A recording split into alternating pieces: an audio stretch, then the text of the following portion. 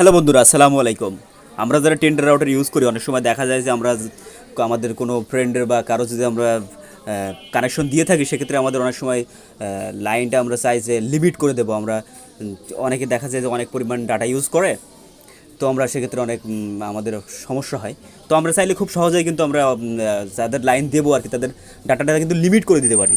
সে কিন্তু নির্দিষ্ট পরিমাণ ডাটা ইউজ করতে পারবে।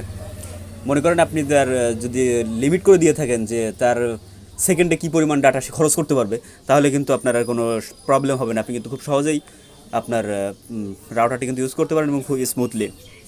তো সেটা আপনি কীভাবে করবেন, কোথা থেকে করবেন, সব কিছুই আমি আপনাদের আজকে ভিডিওর মাধ্যমে দেখাবো। তো আর দেরি না করে চলুন ভিডিওটা শুরু করা যাক। বরাবরের মতো আপনাদের সাথে আছে আমি সোহাগ। আপনারা দেখছেন সাতক্ষীরা টিস পয়েন্ট।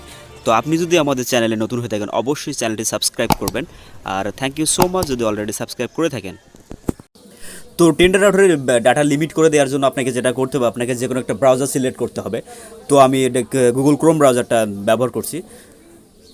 তো গুগল ক্রোম ব্রাউজারে আসার পরে এখানে যে সার্চ বারটা আছে, ক্রোম ব্রাউজারের সার্চ বারে আমাদের রাউটার আইপি অ্যাড্রেসটা টাইপ করতে হবে, যেমন 192.168.0.1।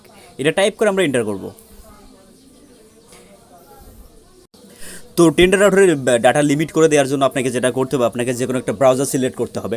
তো আমি গুগল ক্রোম ব্রাউজারটা ব্যবহার করছি। তো গুগল ক্রোম ব্রাউজারে আসার পরে এখানে যে সার্চ বারটা আছে, ক্রোম ব্রাউজারের সার্চ বারে আমাদের রাউটার আইপি অ্যাড্রেসটা টাইপ করতে হবে, যেমন 192.168.0.1। এটা টাইপ করে আমরা এন্টার করব।